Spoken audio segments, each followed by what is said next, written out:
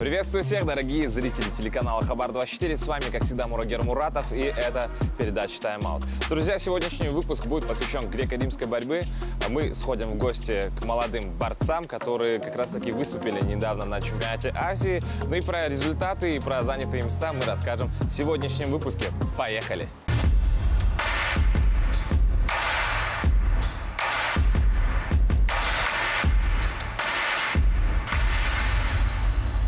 Итак, друзья, мы уже на арене имени Жаксылтовича Кемпирова.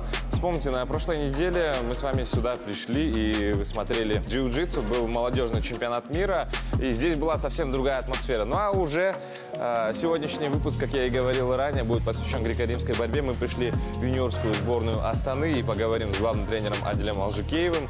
Ну и в целом о достижениях парней, про дальнейшее развитие греко-римской борьбы.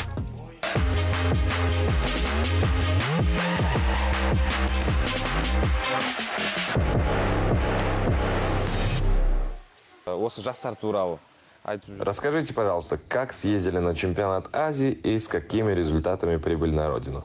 Приветствую всех любителей спорта. Начну с того, что в этом зале тренируются юноши 3-й спортивной школы. На недавнем юношеском чемпионате Азии, который проходил в городе Амман, Иордания, в составе юношеской сборной с нашей школой выступали два спортсмена.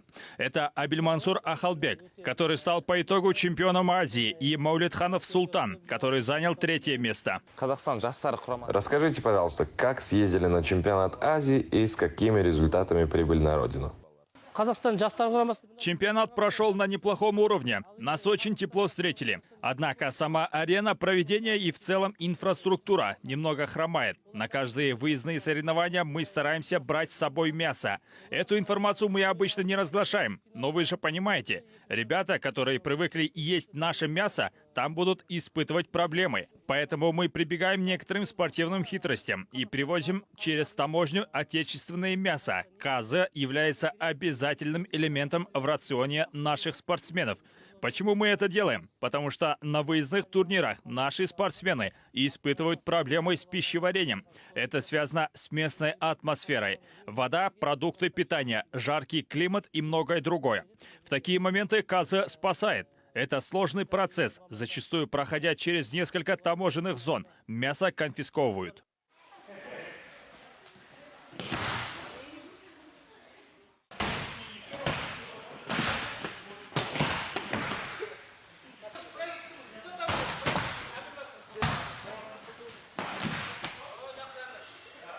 Ну и, конечно же, после разминки у нас отработки приемов.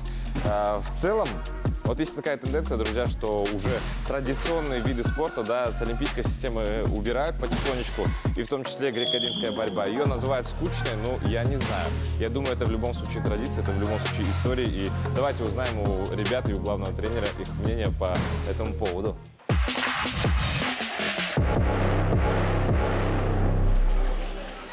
Давайте поговорим с чемпионом Азии. Абельмансур, салам алейкум, как дела? Алейкум ассалам, хорошо все. Каково это быть чемпионом Азии по юношам?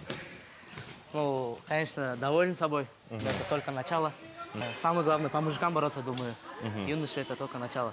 Вообще, твоя цель, она связана именно с греко-римской борьбой? Ты хочешь стать чемпионом мира и олимпийским чемпионом? Да, конечно, с детства мечтаю стать олимпийским чемпионом. Ага. Думаю, каждая цель спортсмена — стать олимпийским А чемпионом. почему тогда вообще греко-римская борьба изначально?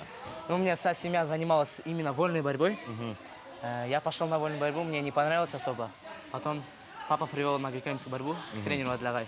И вот понравилось, начал выступать. Как раз расскажи нашим зрителям, в чем главное отличие вольной борьбы от греко-римской, и почему тебе греко-римская нравится больше? Ну, греко-римская борьба — это единственный вид спорта, где нет девушек. Она более физическая. В вольной борьбе, ну, там очень много приемов. Греко-рим посложнее, там чисто идет пояс. Вот. Нет проходов в ноги. Нет проходов в ноги, да. Вот главное отличие. На чемпионате Азии сколько схваток провел? На чемпионате Азии общие 4 схватки провел. Первая схватка была у меня Тайпи, страна Тайпи. Его выиграл досрочная победа 8-0. Вторая схватка была с индусом. Третья схватка была за выход в финал, это с узбеком. Очень было долго боролись, минут 15. Спорная очень схватка была, но по воле Аллаха я выиграл со счетом 3-2. В финале я встретился с кыргызом. Выиграл досрочно, 8-0 выиграл. По мнению многих вообще экспертов, любителей спорта, олимпиад, есть такое мнение, что греко-римская борьба, она не изящная, она не динамичная. Вот, говоришь, 15 минут бороться. Согласен ли ты с этим? Не знаю, для кого как, но думаю, это очень зрелищный вид спорта. Там идут броски через пояс, задний, в партере много боремся. Не знаю, для кого как. Ну, и это тактика, да, еще? Да, тактика. Но мне нравится.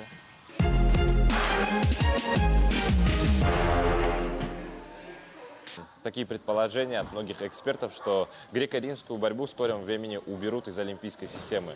Ваше мнение по этому поводу?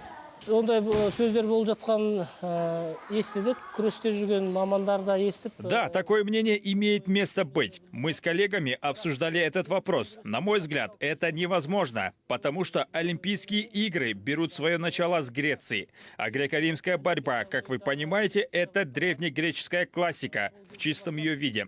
И к тому же, один из немногих видов спорта, который был в программе на всех Олимпийских играх. Мы понимаем, что времена меняются и актуальность некоторых вещей проходит, потому и добавляют современные виды спорта в олимпийскую систему.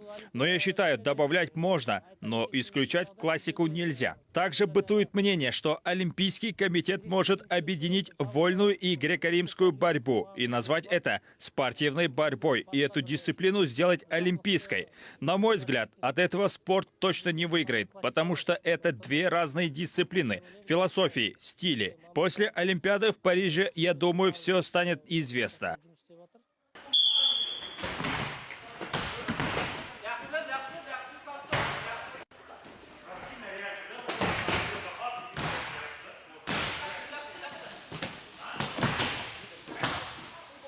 Мельниченко мырза. К слову,